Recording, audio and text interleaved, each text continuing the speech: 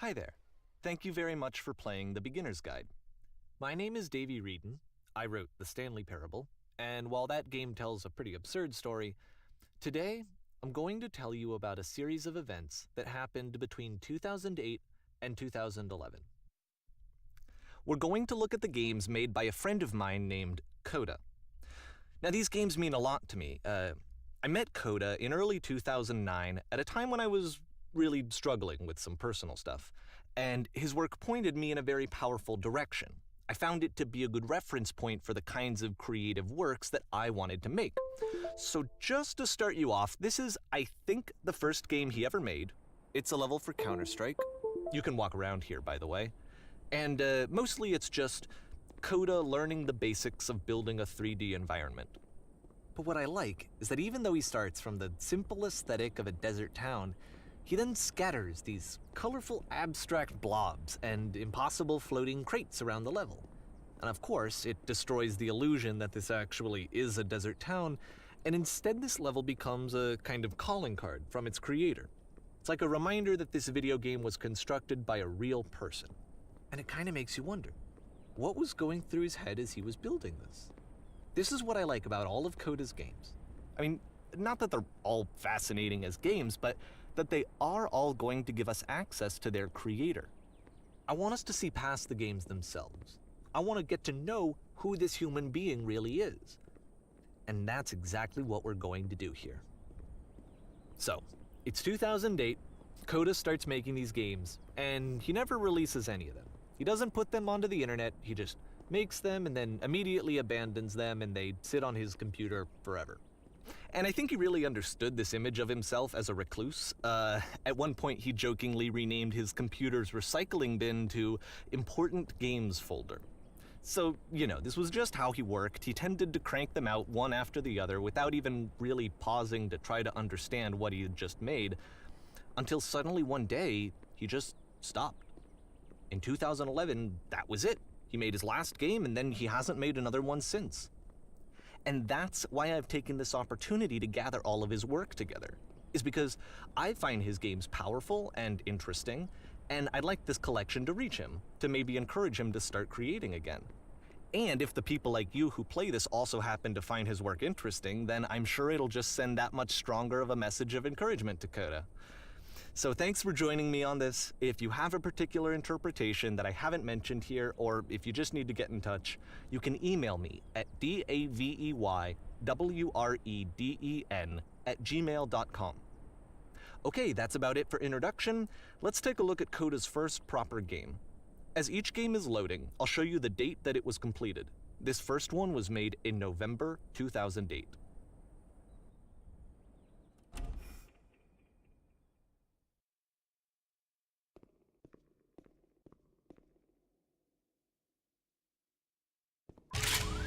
Warning. Whisper machine active. Shift to structure imminent. This game is called Escape from Whisper, and it's one of the more generic games you'll see from Coda.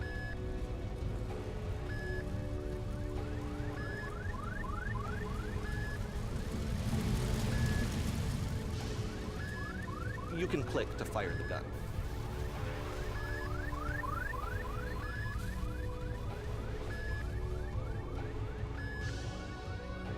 Security call breached. Hostile alien life form inbound. It kinda looks like this game was abandoned mid-development.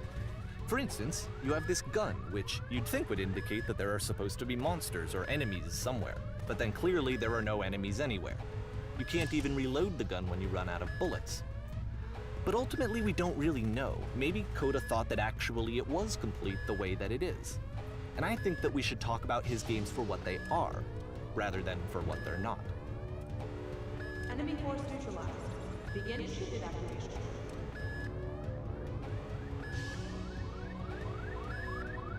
I love how you can see the bottom of the universe from this room.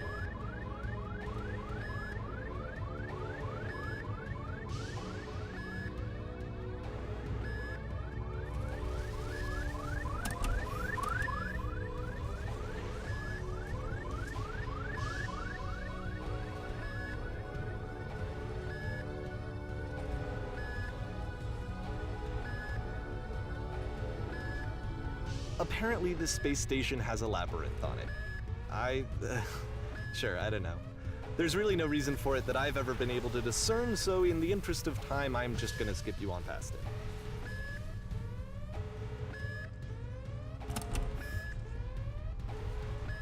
Okay, this is the part that's interesting. The game has this narrative about the whisper machine and how it has to be turned off, and then you get to the engine room.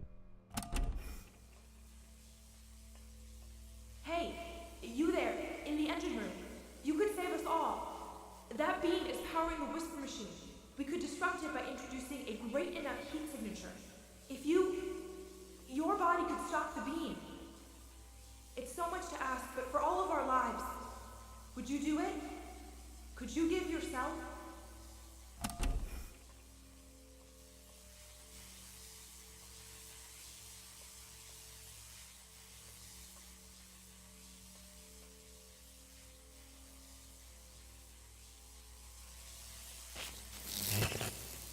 Let me pause here for a second. What you just experienced, stepping into the beam and then dying, is probably what Coda had initially intended when he was developing this level. But when he first compiles and plays it, something goes wrong. There's a bug somewhere. And this is what happens instead.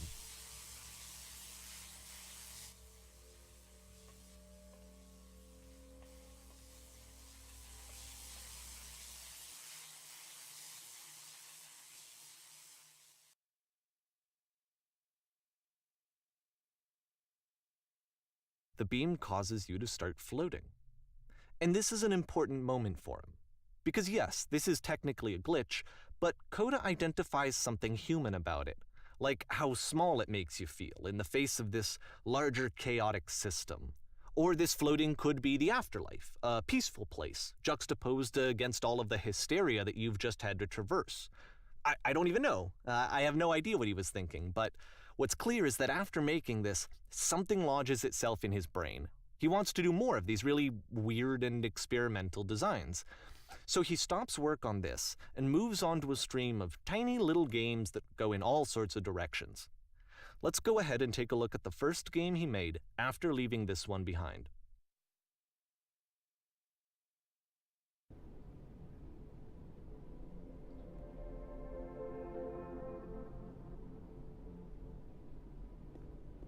Yup, in this game you can only walk backwards.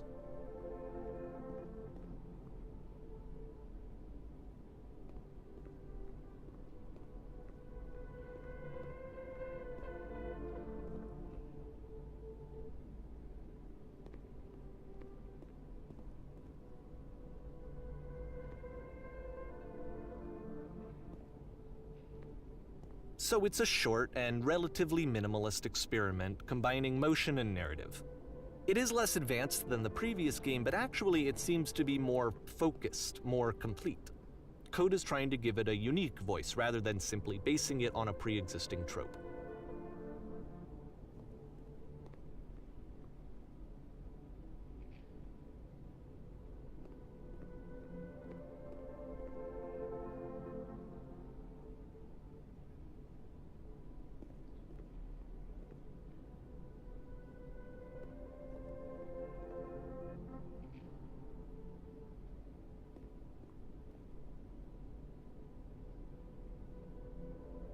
It's a short little thought, it says what it wants to say, and then it ends.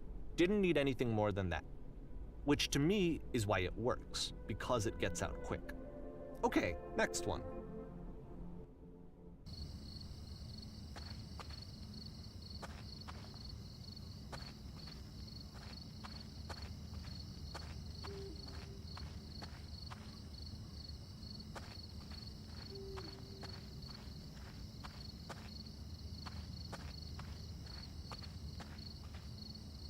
And that's it.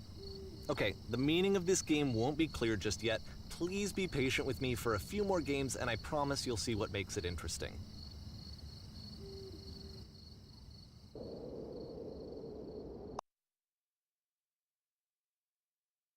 Oftentimes, Coda would put bizarre titles like this one at the start of his games.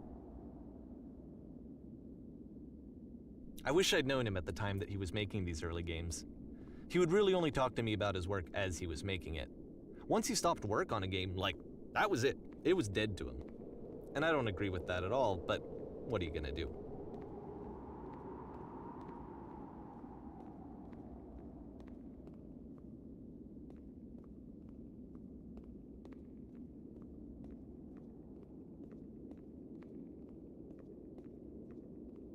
I know it's tempting, but there's actually nothing over here. Sorry.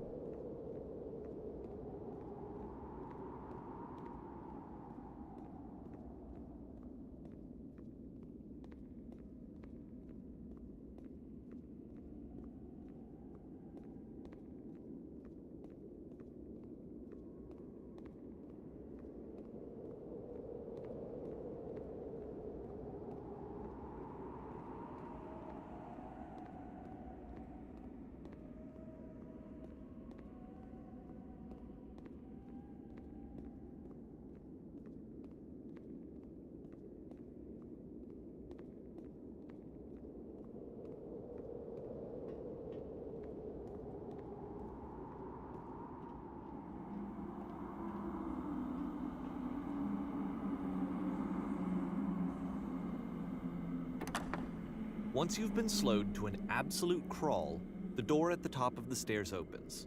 So why, if Coda's not showing these games to anyone, why bother opening the door at all? Well, to show you, I'm modifying the game here so that when you press the use key on your gamepad, it'll bring you back up to full speed so you can enter the door for yourself.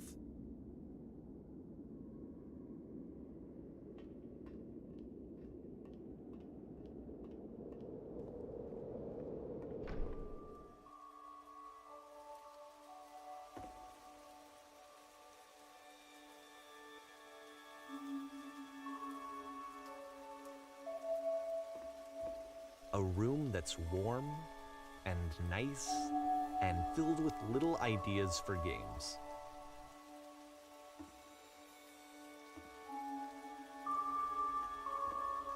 Coda would often tell me that he didn't mind if people thought of him as cold or distant. He said that he knew that he was actually a vibrant and compassionate person, but that it takes time to really see that. It can be a very slow climb to get there.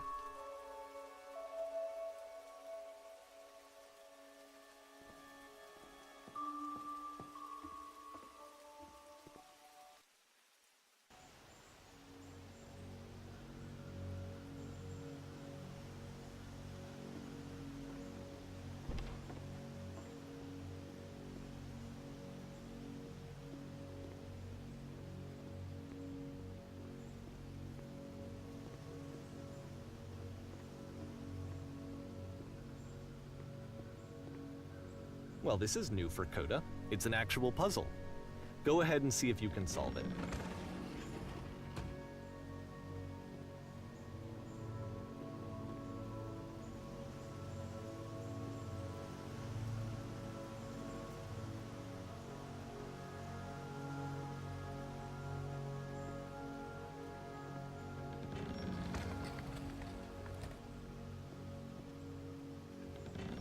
Don't forget that solution, because we're going to see this puzzle again soon.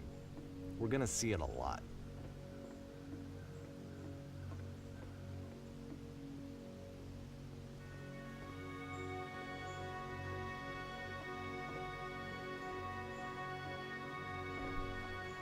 So that seems to be it, right? You walk down a corridor, you solve a puzzle, you get to the end. Simple enough. Alright, now I'm going to modify the game again, so that when you press the use key on your gamepad, it'll remove all of the walls from this room.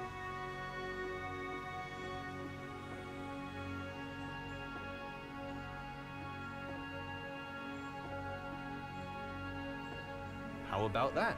There was more to it than we had any way of knowing. I actually find it funny that this game comes after the Stairs game, since they essentially convey the opposite idea. So, in the Stairs game, a dull exterior concealed a rich interior. And then, in this level, a dull interior hides this fantastic outer world.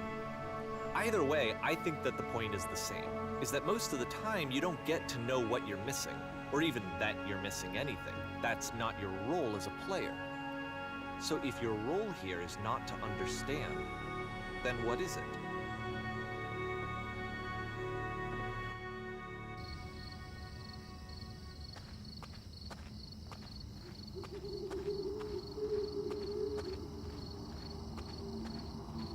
Aha.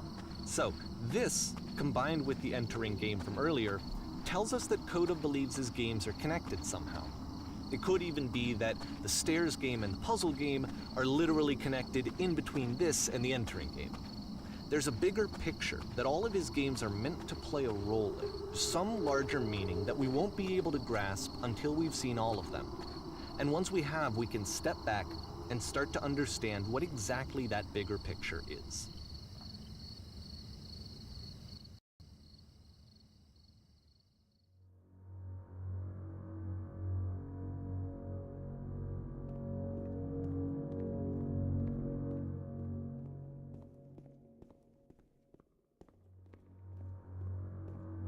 Let's talk about video game development for a second. Every video game runs on what's called an engine, which determines what the game can and cannot do.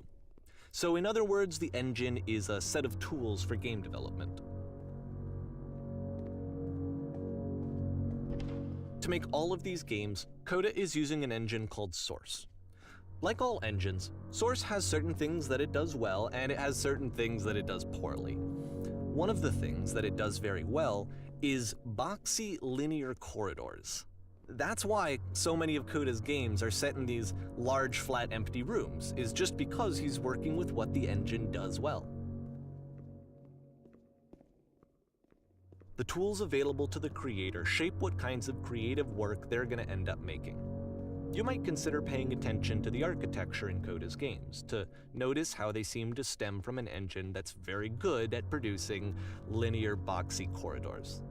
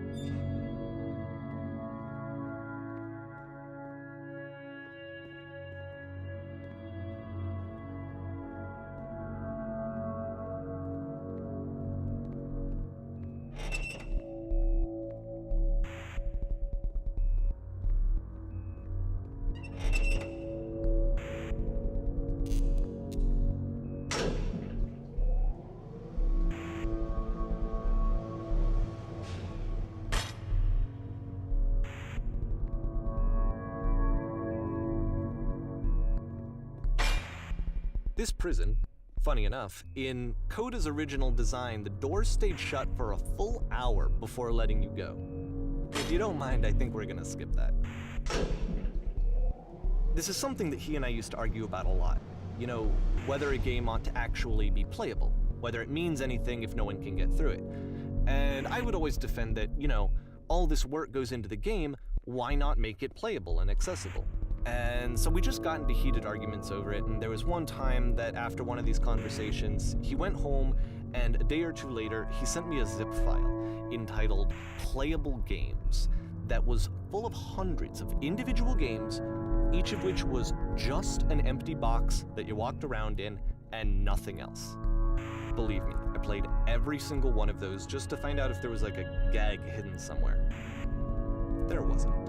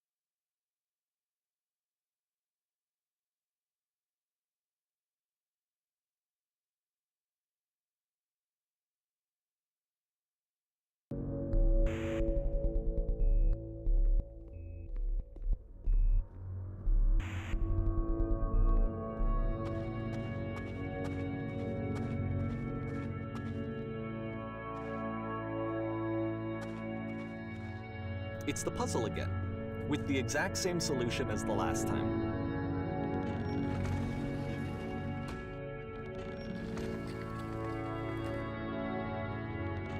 There's still no clear indication of what makes this puzzle so special that Coda is going to return to it over and over. But I promise I'll share with you my interpretation very shortly.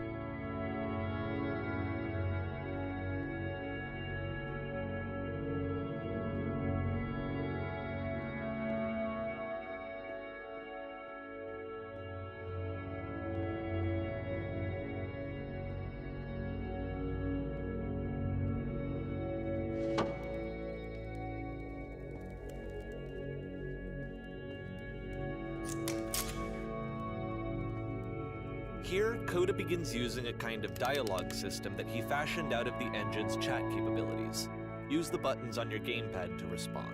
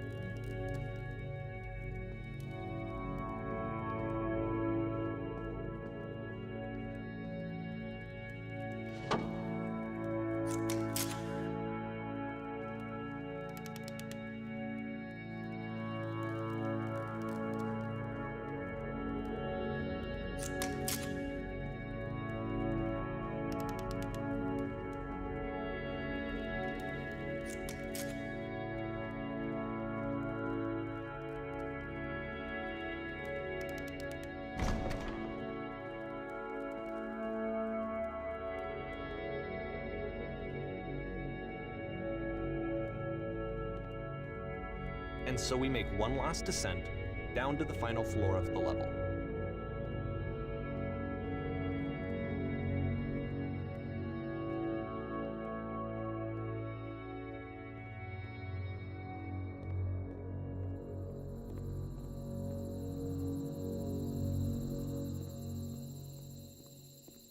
It's a lamppost.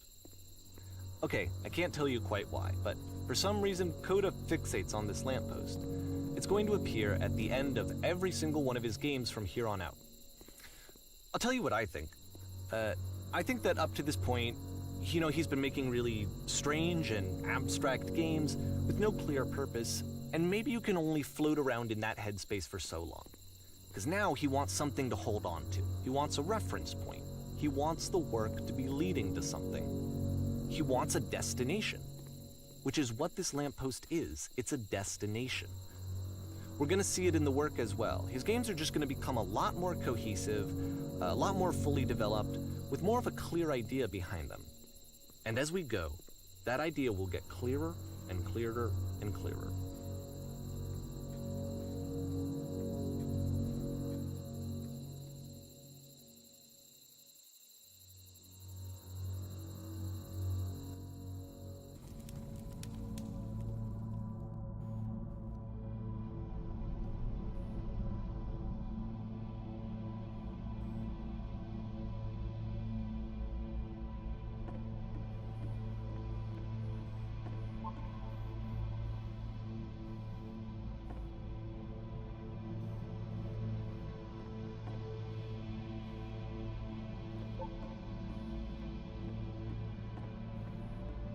So first off, I'm sure you can deduce this, but this game is not connected to the internet.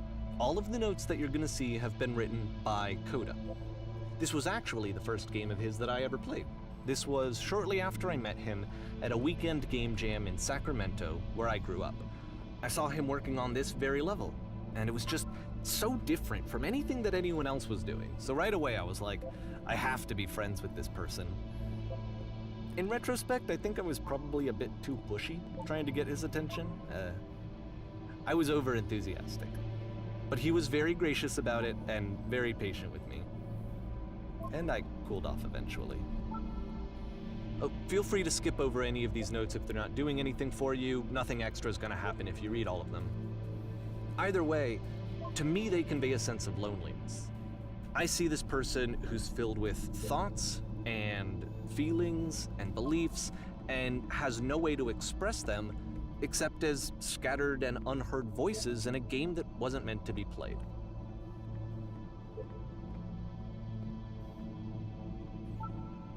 But it's ironic, isn't it? That in playing this game and seeing how alone Coda often felt, that we get to know him better and actually kind of connect with him. And I have to be honest with you, this idea is really seductive to me. That I could just play someone's game and see the voices in their head and get to know them better and have to do less of the messy in-person socializing. I could just get to know you through your work. I think this is why I always liked Coda's games so much, is because it felt like they let me have that connection. I felt as though he was inviting me personally into his world. And then I feel less lonely too.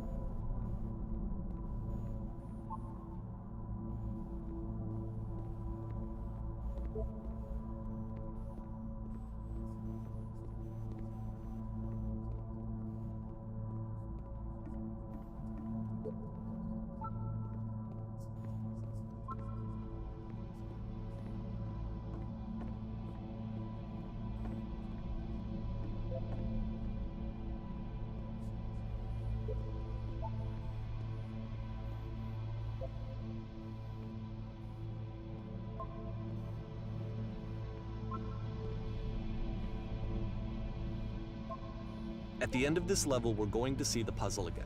And here, I'll tell you what I think the puzzle means. Each of these games represents an idea that was on Coda's mind at the time that he was making it. And the puzzle is a way of closing the door on a previous chapter of his life before moving on to the next one. In each of his games, after exploring a theme that, he might find difficult, Coda can then place this puzzle that he knows has a reliable solution. He understands exactly how it works, and so it gives him a simple mechanism for moving on.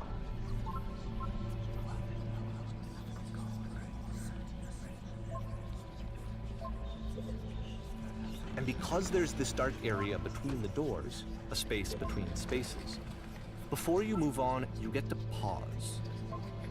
Just for a moment, a few seconds to reflect on and let go of the events that led you here. To step back and connect the pieces together, to grasp at that elusive bigger picture.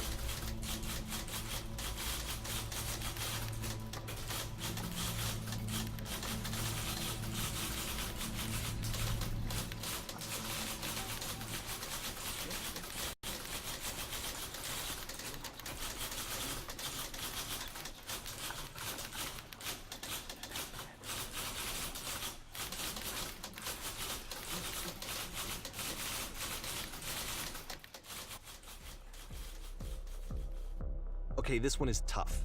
It's gonna kind of just spin its own wheels for a few minutes. Hang with it.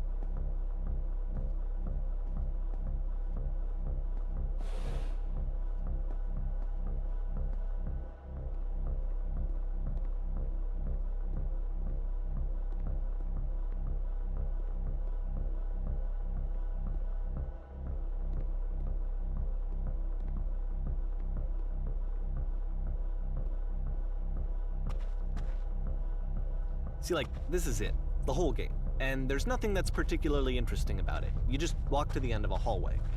Except, for some reason, Coda gets really fixated on this prison that has all of this modern furniture. And I don't know why, but he decides he needs to revisit this prison. He's gonna start over, use the same assets, turn it into something else. Okay, cool, here's version 2.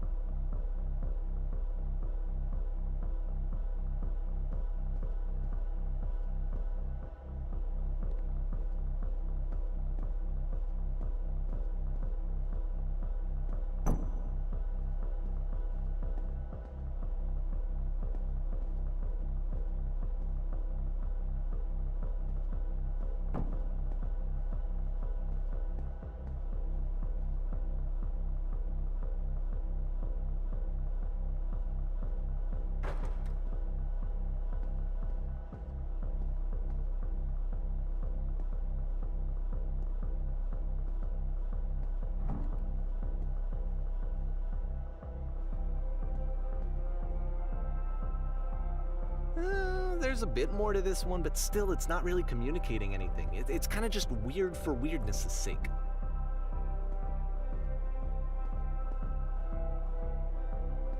So okay, he throws it out and starts over. This time he comes at the prison idea from a different direction.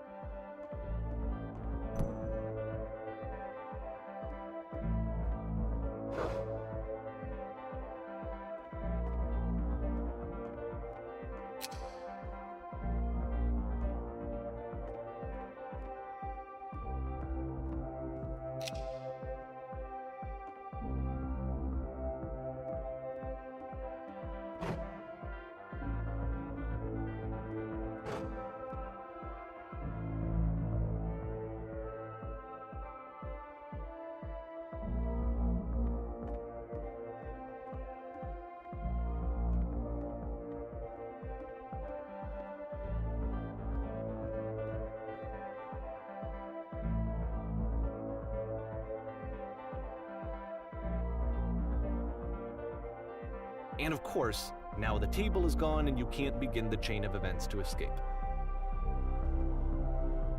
Here's a version where there are no bars, but you can't actually get to the well. And then a version where the inside of the prison is the outside and the outside is the inside. Let me just blink you real quick through a few more of these. I mean, he really unloaded on this prison idea. There's nearly a dozen of them. Personally, I think it's awful to watch this, to see a person basically unraveling through their work. And for what? Like, at what point do you just go, maybe there are game ideas other than this prison that I could be working on? But Coda doesn't have that voice telling you to stop, that particular mechanism of defense against yourself. Without it, you just spiral. And so he keeps going and going and going and going and going, and then he hits on something. And he likes it. And that's it. He's done. He stops making prisons. This is the very last version of the prison game that he created, and the reason I think it works is that the prison is not actually in it.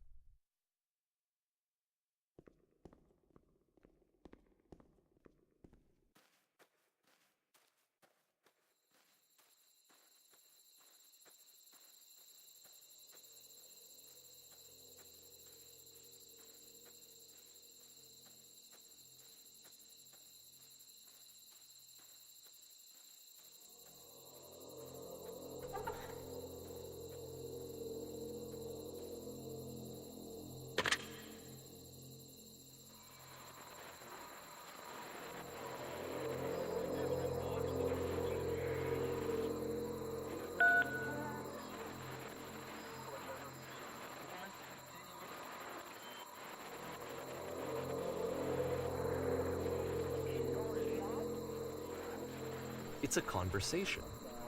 And so this is what Coda wants, is to be able to talk to someone, to share what's on his mind, and to get some good advice from someone who knows. But the irony is that even in this scenario, you're still talking to yourself. You know, all of these games so far are Coda talking to himself.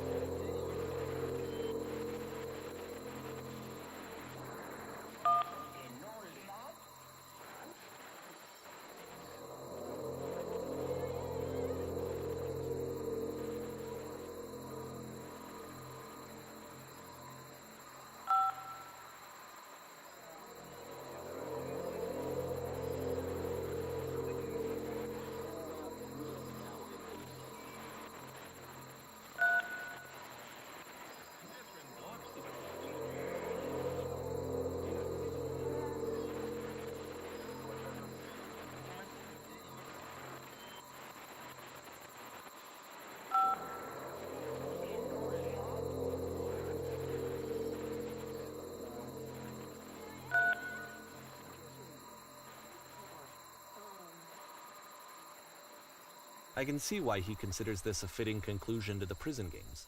After all of the obsession and frustration, just to be told by someone you can trust that things are going to be okay, Wouldn't that be nice?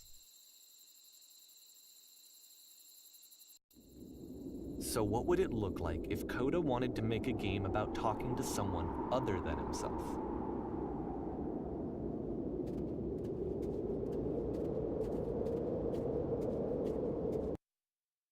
To me, this environment is meant to represent Coda's puzzle, with the two doors on either side and a dark transitional space between.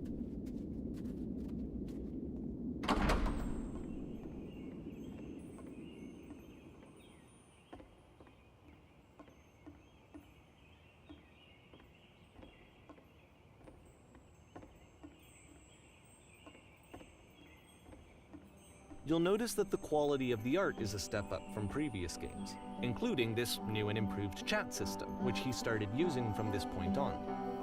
From here on out, he begins putting much more effort into the visual polish of his work, and this particular game took 2 months to create as a result.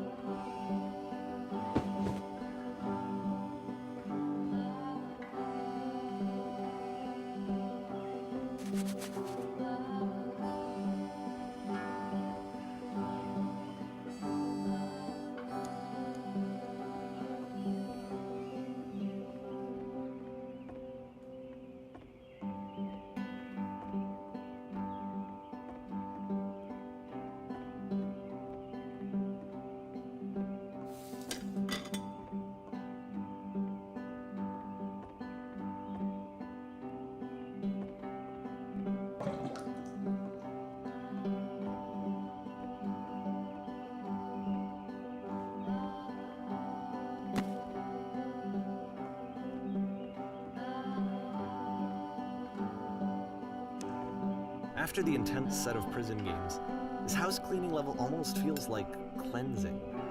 It's the moment after a particularly difficult or traumatic experience where you just need to let it sit and digest inside of you, and eventually cohere into something meaningful.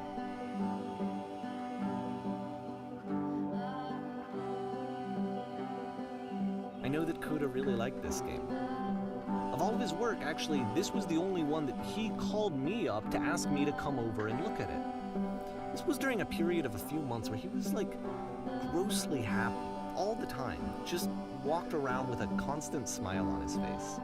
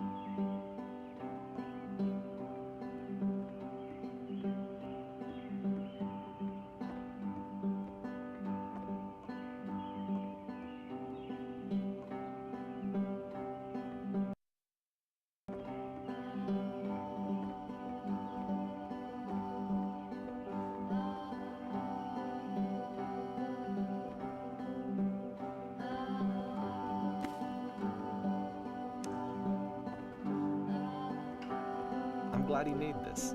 I'm glad he found some peace.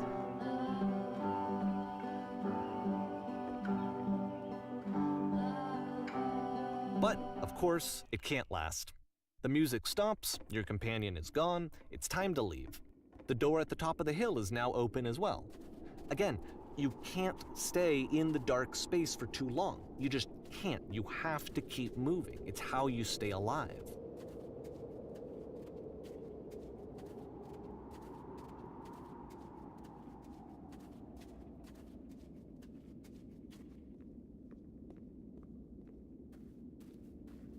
Which is the whole point of the puzzle doors, right? That sooner or later you have to pick up and move. I really thought that was the point of it.